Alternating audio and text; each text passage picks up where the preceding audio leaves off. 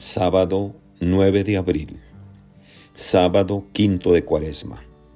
Evangelio según San Juan. En aquel tiempo, muchos de los judíos que habían ido a casa de Marta y María, al ver que Jesús había resucitado a Lázaro, creyeron en él. Pero algunos de entre ellos fueron a ver a los fariseos y les contaron lo que había hecho Jesús. Entonces, los sumos sacerdotes y los fariseos convocaron al Sanedrín y decían: ¿qué será bueno hacer? Ese hombre está haciendo muchos prodigios. Si lo dejamos seguir así, todos van a creer en él y van a venir los romanos y destruirán nuestro templo y nuestra nación. Pero uno de ellos, llamado Caifás, que era sumo sacerdote aquel año, les dijo: ustedes no saben nada, no comprenden que conviene que un solo hombre muera por el pueblo y no que toda la nación perezca. Sin embargo, esto no lo dijo por sí mismo, sino que, siendo sumo sacerdote aquel año, profetizó que Jesús iba a morir por la nación, y no solo por la nación, sino también para congregar en la unidad a los hijos de Dios que estaban dispersos. Por lo tanto, desde aquel día tomaron la decisión de matarlo. Por esa razón, Jesús ya no andaba públicamente entre los judíos, sino que se retiró a la ciudad de Efraín, en la región contigua al desierto, y allí se quedó con sus discípulos.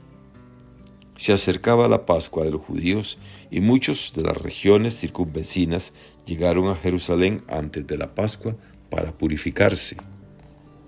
Buscaban a Jesús en el templo y se decían unos a otros: ¿qué pasará? ¿No irá a venir para la fiesta? Palabra del Señor. Gloria a ti, Señor Jesús. Reflexión. Hermanas y hermanos, el enfrentamiento entre Jesús y los judíos, o sea, entre Jesús y los fariseos y sumos sacerdotes, ha llegado a su punto culminante, un punto donde ya no hay retorno.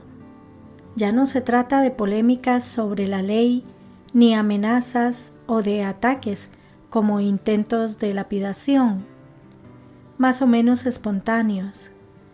En el Evangelio de hoy contemplamos una reunión oficial del más alto nivel, donde se toma una decisión en toda regla y se dan las instrucciones para su cumplimiento.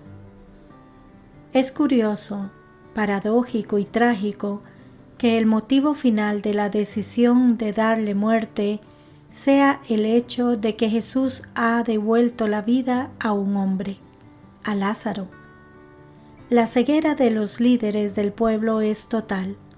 No lo ven como un signo definitivo de su mesianismo, de que Dios actúa por medio de él, sino como una amenaza para su poder religioso y amenaza política por las posibles represalias de los romanos.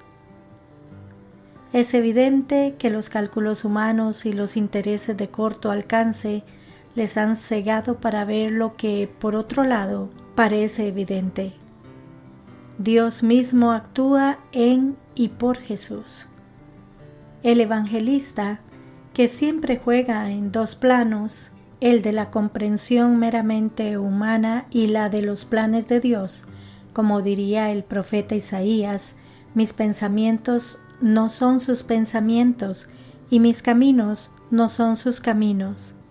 Ve en las palabras del sumo sacerdote Caifás, que pronuncian la sentencia de muerte de Jesús, un oráculo profético que trasciende por completo la intención del sumo sacerdote.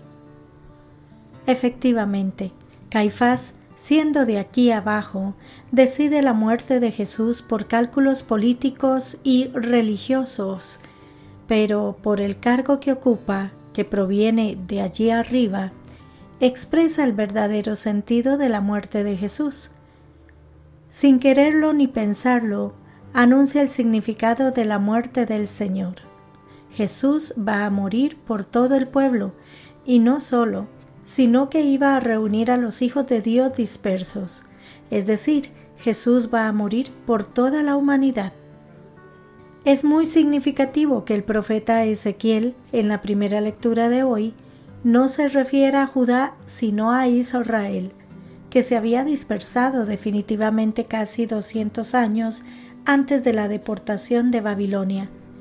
Recordemos que el reino de Israel o reino del norte había sido destruido por el imperio asirio el año 721. Israel había dejado de existir como pueblo, se había disuelto entre todas las naciones. La profecía de Ezequiel se puede entender como una reunificación que en el fondo afecta a la humanidad entera en torno a un rey y pastor que trasciende toda significación política.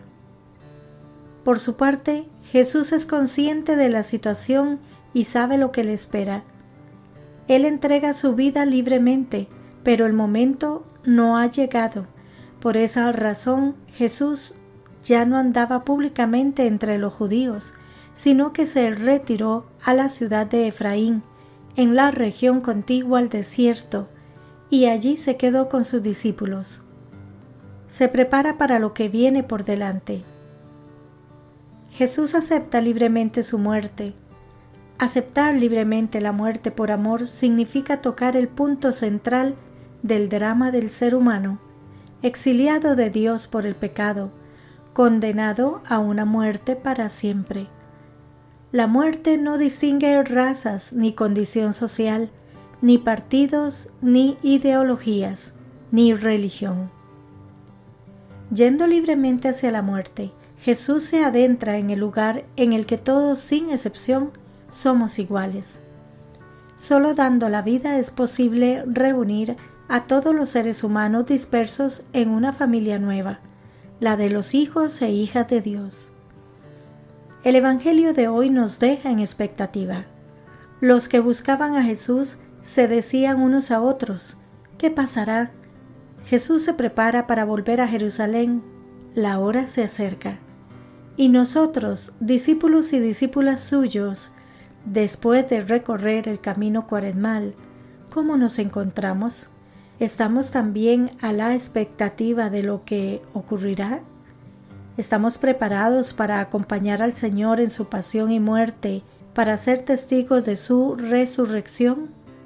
Mañana, Domingo de Ramos, nos adentraremos en la Semana Santa, el acontecimiento más importante y decisivo de la historia de la humanidad.